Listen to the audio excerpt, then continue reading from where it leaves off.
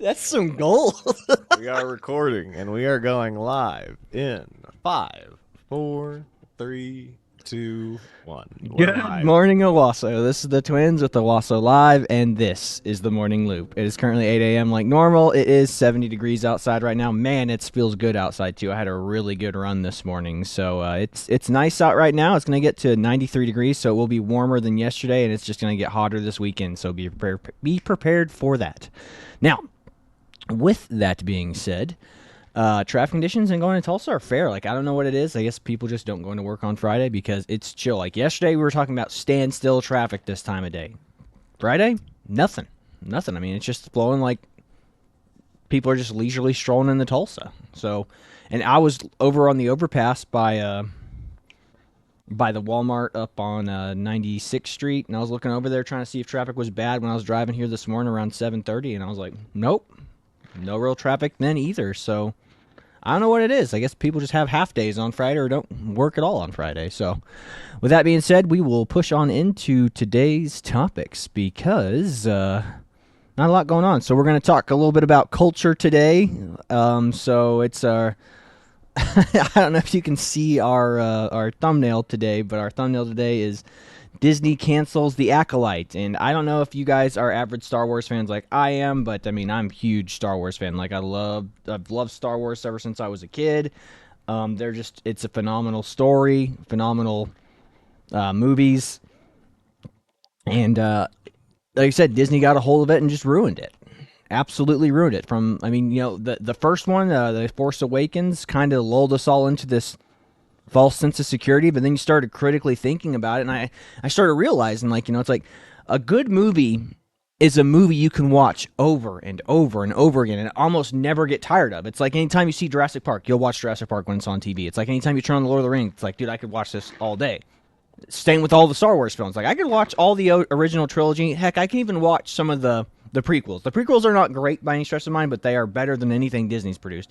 But yeah, I tried watching The Force Awakens again in theaters, and I was like, I'm bored. And it's notorious for me to get bored in J.J. Abrams movies because there's nothing truly compelling about J.J. Abrams films.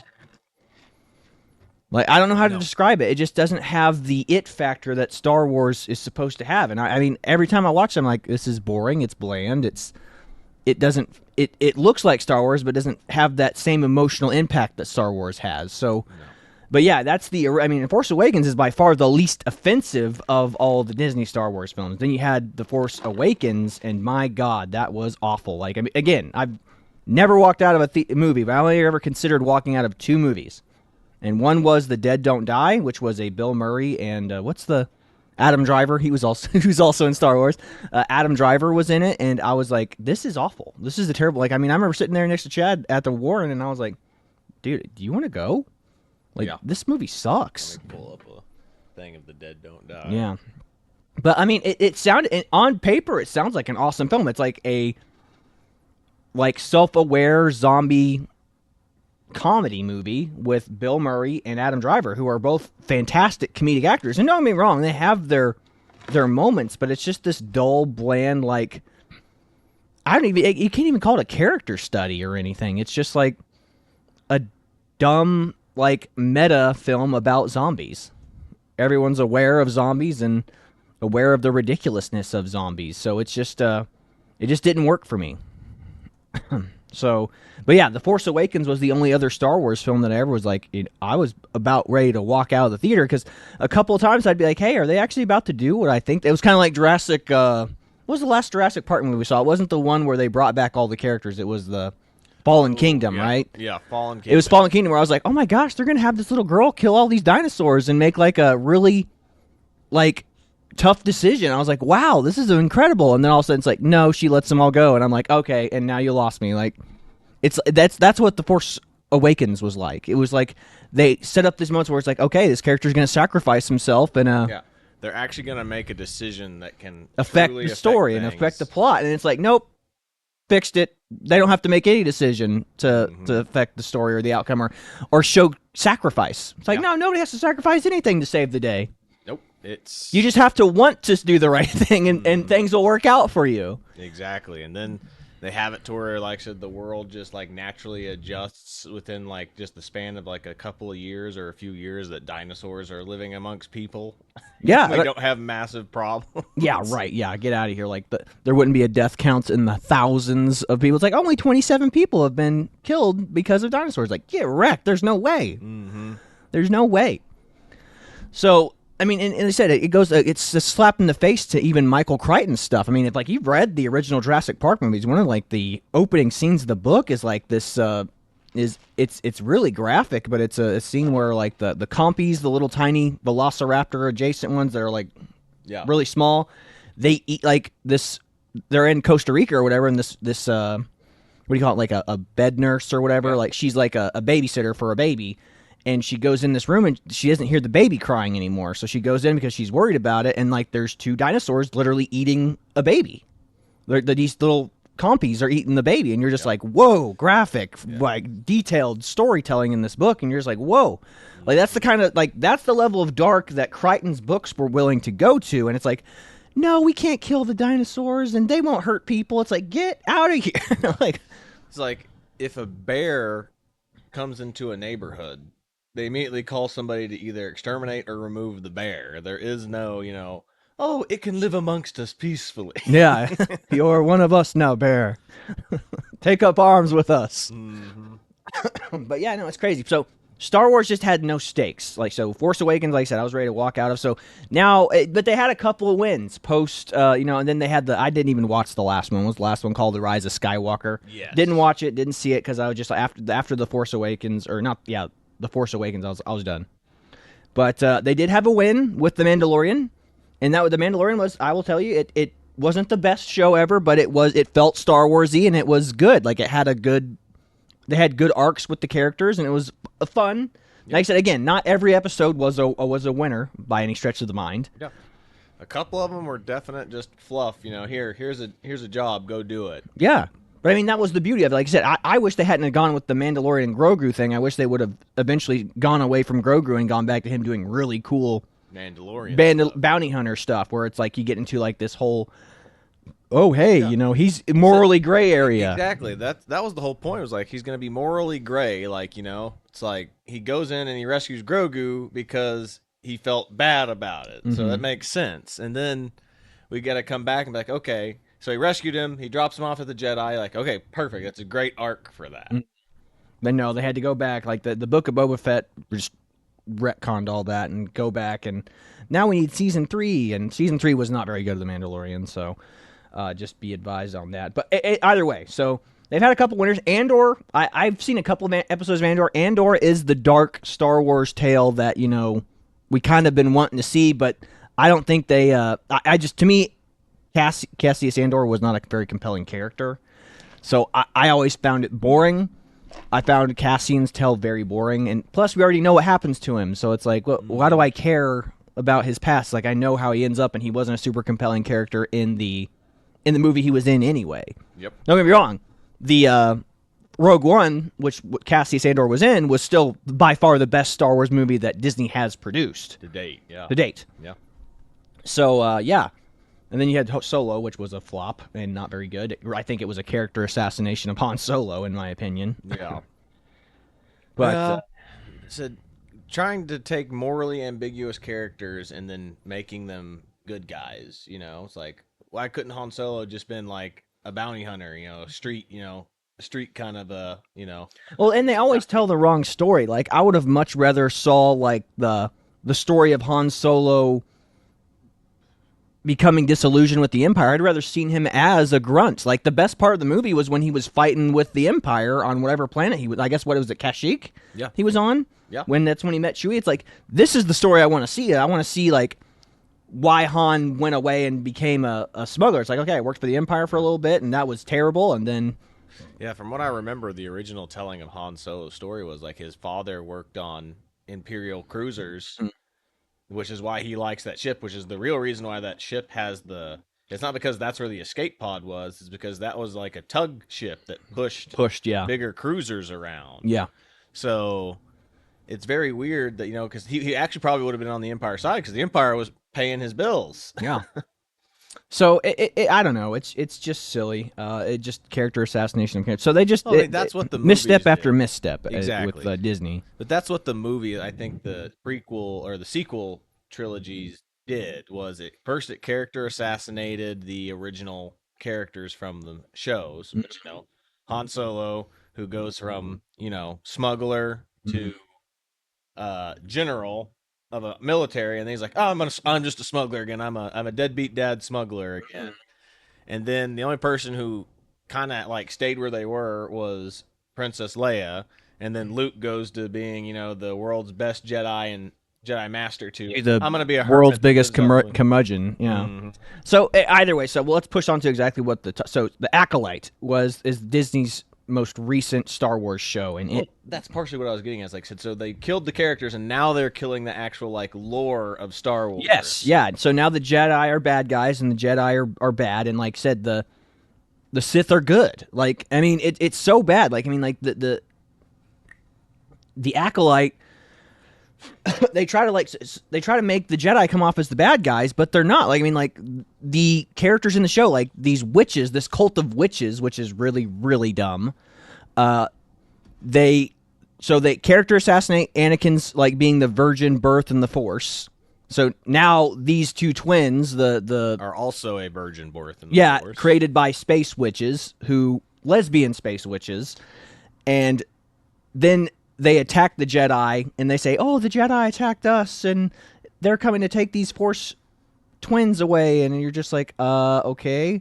And then what do they do? They use some mind control power to mind control a Jedi, so they can. It's not the Force. The Force doesn't flow through you and surround you and bind you. Yes, it's the thread. They control retcon they retcon our understanding of the Force. And to those of you who aren't in big Star Wars fans, like imagine like telling the Lord of the Rings story and be like, "This is the story of good and evil," and then like then somebody coming and goes, "No," flipping on its head and going, "Now the orcs are the good guys." It's like that's what this is. Like that's what the Acolyte is. Like, no, these witches and the Sith are the good guys. And you're just like, what? Yeah, that's exactly what it is. They've taken the lore that George Lucas had because George Lucas said the Sith are selfish, they seek power, the Jedi are selfless, and while they're powerful, they don't actively powerful. seek conflict. They Yes. don't actively seek to be powerful. So it is just very, very dumb. They destroyed Star Wars, and they hired insufferable DEI hires who were not qualified to do the job. They were not talented writers. They were not talented actors. Like the best actor in the show was the heartthrob bad guy, And again, all this stuff appeals to female vanity. Like the main character girl can do whatever she wants because she's just righteous enough. It's like the bad boy can tempt you. It's like, look, I get that you can be like the bad guy, the good looking. It goes against all logic. Like, oh, the good looking bad guy's tempting you to do bad things, and it's like, oh, I'm a girl. I want to be with the bad boy for a little bit. And maybe if they got greenlit for a season 2, she would have chosen to come back to the good. But it's dumb. It's just horrible storytelling. Yeah. But, So I mean, just this whole thing of turning of it's like subversion. Like it's exactly what that one director did in the Last Jedi or whatever it was like, I'm going to subvert expectations. Like the Jedi are actually the bad guys. Wow, how profound! yeah, how profound, man. You're really hitting batting 1,000 now. Mm-hmm. So again, it's a good thing that the show it's got canceled. Like they're not getting a season 2, and they're all like, they're trying to spin this as it's racist white people didn't like this show because of the diverse cast. It's like that's not the case. Like I mean, like the bottom line is the show didn't make money. They didn't get a return on investment. If the show had made its money back, they probably would have they more than likely would have got greenlit for a season 2. But they did not see a good enough return on investment to keep pushing it out. It's like, what are you going to be like? Well, you just sit there and as a show producer, you're going to be like, next season will be better. It'll be better writing and it'll be more compelling. It's like, well, we're not going to take that risk because at the end of the day, the dollar's the only thing that matters. Yeah. But it also comes into the fact of this is what everybody's been saying here lately with regards to this new Star Wars movie and like all these new like spin-offs or like sequels to like your classic franchise that you love so much is it's fanfic that these new writers, that these, what are they called? These diverse writers are coming in and adding themselves in. Yeah. So they're inserting their characters that they're like, this is the character that I imagined was in this universe. This is what happens when representation becomes the most important part of storytelling. Like, all these people are like, I want to feel represented. It's like, no, you should just want to have a character you can identify with. Like, you being represented, like, the character could be white, black. Like, whenever you watch, like, what's a great movie? What's a great movie with a character that everyone loves? Like Luke Skywalker, perfect example. He's a character that we all feel like we can be in the shoes of. Mm-hmm. What's another character? What's another really good character? Like, let's try to use a diverse character. Okay, let's say Ellen Ripley from Alien. There you go. Female, strong. You're with her the whole time. You're like, let's go, Ellen Ripley. Like, we don't care because she's a woman. She's just one of the characters who's trying to survive this alien onslaught. Mm-hmm. I'm trying to think. I mean, any character Denzel Washington's played, you're always rooting for. It's like, I don't care that Denzel Washington's black. Like, I want him to win because I like him as an actor and I like his character that he's playing in the movie. Like, his race has nothing to do with it. Like, it's like, I care about him because he is our anchor in the story. He is a well-written character and it's a well-performed character. Mm-hmm. Even when he's the bad guy, I'm almost rooting for him not to go. It's like whenever he's like, he's Training Day. Yeah, Training Day. I was like, oh man, no, don't go. He's the best part of it. Exactly. But yeah, so that's the problem. Like these self-insert writer types, like I said, they've hired ultimately talentless writers who are doing self-inserts to help very, very, very small minority groups feel represented, which minority groups can feel represented if they just write a likable character. The character doesn't actually have to be that minority group. Period. Like, I mean, again, Star Wars is a perfect example of this. The vast majority of the characters in Star Wars were white. And then you had Lando come in, and then you just had a bunch of random alien characters. Yep. But again, we all know Han Solo because, like I said, it's not about race. It's about how the characters are developed and written. Like, how do you describe each character? Like, you can't, like, tell people to describe who Rey from Star Wars are. Tell people to describe who Finn and Poe are. Other than being like, well, he's the pilot, and then Finn's the stormtrooper, and that's all you can say. Like, what are their character traits? Yeah. Like, Han, you can be like, he's that suave smuggler who doesn't give a crap about anybody, and then it eventually does. Yeah. And then who's Luke? Luke's the whiny farm boy.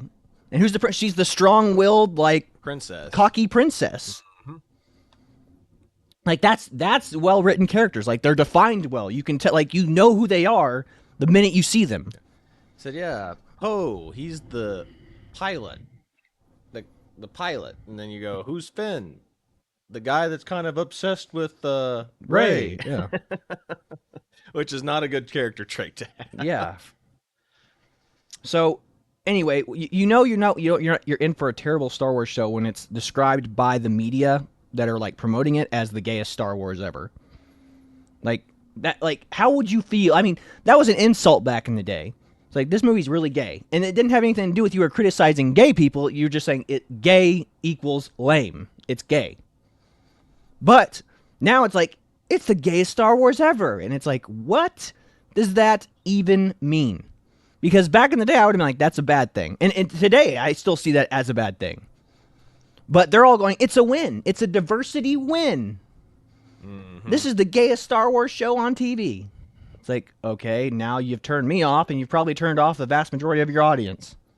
And then you're going to call us bigots for not wanting to watch it, even though it has nothing to do with, like, you have turned off half of your audience when you say that. But then you put bad writing on top of that, and it's not compelling, boom, you lost everyone. Except for a very, very small group of people who haven't even watched it, who only care about the diversity in it. They only care about the DEI stuff in it. Oh, well, at least we're represented, even if it's not good. Well, that's the problem, is, like, these reviews and stuff now are only being, like, given glowing reviews based on the DEI. The DEI stuff. Like, it's not because it's a good show. I mean, objectively, it's a bad show. Yeah, they go. But it's good that Disney was in the right direction because they were hiring women and putting, minorities in good positions. It's like, yeah, but they wrote a crap show.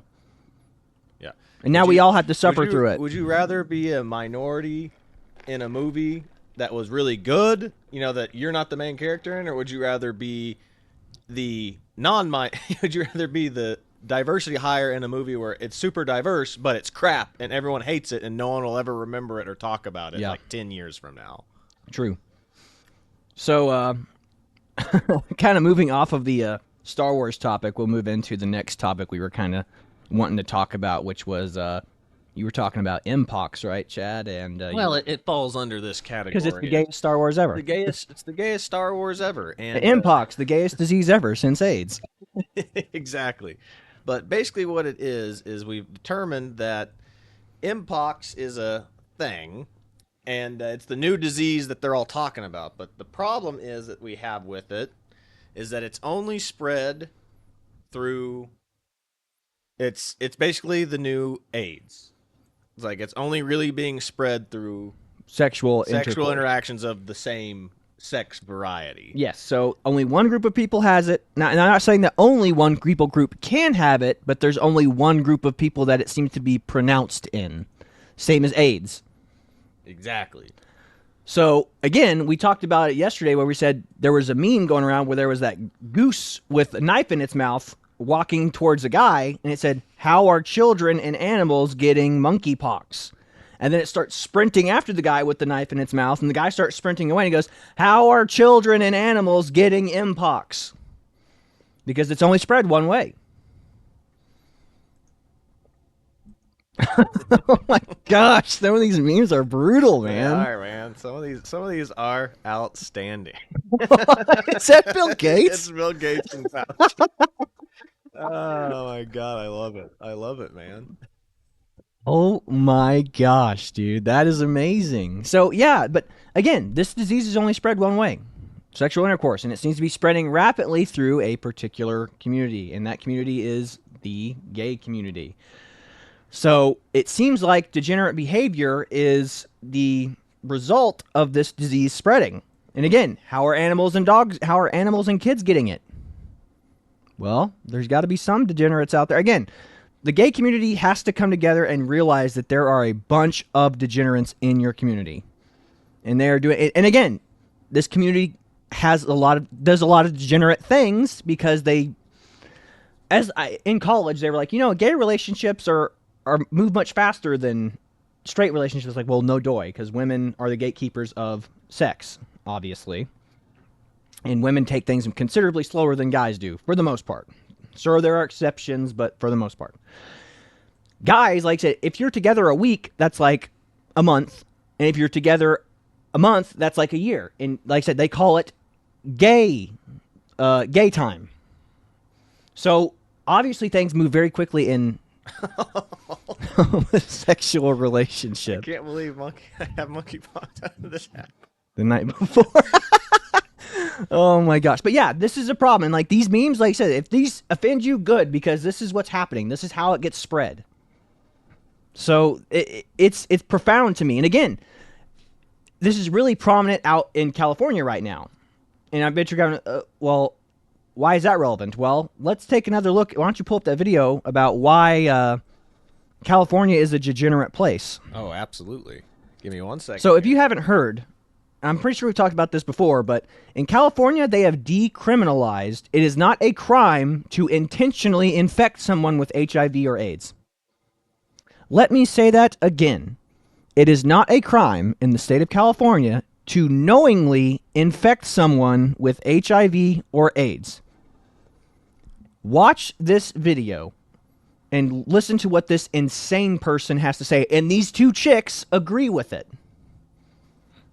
Positive on my profiles, people don't want to touch you. I remember being on a date with someone, so I brought him back to my place. Was like, okay, I need to tell you something. I'm HIV positive. And I remember he looked at me. It was like I murdered him. I was like, I thought he was gonna beat the shit out of me. He was like, I can't believe you wouldn't tell me, and you gave me HIV, and was just losing his mind. And I'm like, no, that's not possible. Even if I bled on you, in an open wound, that wouldn't happen. I'm undetectable, but he just didn't want to hear it. Now, the way the law goes, being undetectable, I really don't have to disclose my status. Right. And you think about it, like anyone that you meet on your first date or if like you're hooking up, like, are you like, I have diabetes, I have high blood pressure. You're not telling them any of this shit. Where HIV is now, like if you are undetectable, like you don't necessarily like have to disclose that. I don't think you're putting anyone at any risk that you have to like necessarily go through that, but it's because of the stigma and shame that I feel like I have to disclose. People would look at that as betrayal.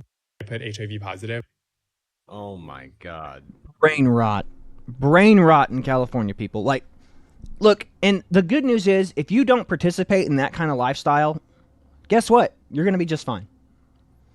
However, the fact of the matter is, like I said, a lot of these people, a lot of these trans, like that's a trans gay dude or whatever. I mean, he probably swings both ways. So he's infecting dudes and chicks more than likely. Yep. So again, it's not safe. You know, if you're just like, well, I'm a woman, so it doesn't bother me. It's like, it might. It might. And people like this, I mean, that's that kind of, like, that functioning thought, like, that's horrible. The fact that he goes, I shouldn't have to disclose it, and it's okay for me not to. And those two girls are like, yeah, you're right, you shouldn't have to. Are you kidding me? Like, these people should be on lists. Yeah. That's sickening. And you should be, not should you just only be in jail, you should be, like, locked away forever. Remember, the government wants to know every time you buy a weapon, and they want to track you for that. But we can't track these people for having a highly uncurable diseases, infective diseases. Like, get out of here, man. And like I said, it only comes from one direction. It only happens one way. You either are the product of degenerate parents, or you yourself were living a degenerate lifestyle. Mm-hmm. So, what's happening here? Like, the fact that they've decriminalized that in California is sickening. Yeah. The only way that this even was like a way of being transmitted to somebody who wasn't like engaging in intercourse like this or, you know, degenerate behavior was like if you got like a blood transfusion, because that's before they checked. Because, you know, back in the 80s, they didn't check for that stuff. That's the only reason. Yeah, if you donated blood, you donated blood. They didn't. They were just like, okay, well, we got a donor. Mm-hmm. So, yeah, now they do a little bit more testing to figure out whether or not the blood is safe to use. Yep. So they ask you so many questions like, were you in Africa from the 1972 to 1983? It's like, I wasn't even born. You know, like, I remember when I've donated blood. It's just like, what? I was like, what are these questions? Like, I'm not even old enough to answer half of these questions. Mm-hmm. And that's what it was for. Yeah. It said, back when we were donating blood, I do remember that. Did you ever visit Africa? Or that's one of the reasons why it's on there. Like, when you're donating blood, how often do you engage in sexual activity? Yeah. That's why it's on there. It's not because they're like, hey, you know, it's like as a kid. When you're in high school, like, more than you think. Are you sexually active? Yes. Yeah. I said, but you're trying to look cool, but they're not trying to figure out if you're cool or not. They're like, hey, we're trying to figure out if we need to test your blood for AIDS. Yeah. So again, that's astonishing. Again, that's why California is falling off the deep end. That level of brain rot is terrifying. And the fact that they're all, I mean, like I said, even those chicks on that podcast, I mean, like, if I was one of those people on that podcast, like, I would have my mouth before I'd be like, no, dude, no. Like, you should prohibit yourself from relations with anyone for the rest of your days. Yeah. You should be celibate for the rest of your life. Yeah, you should find someone who's in a, like, the only thing I could say is you better find someone who's in a similar situation as you, and you two can go pair off and live in a cabin in the woods for the rest of your days. Yeah. Like, no more going around and going to parties and be like, I'm undetectable. Like, get wrecked. I don't care you're undetectable. That's a horrible goal. It's like, I shouldn't have to disclose it because it's undetectable. It's like, okay, well, I mean, I guess no one can detect that I have a pocket knife in my thing and I can go around stabbing people with it too. I mean, that's fine.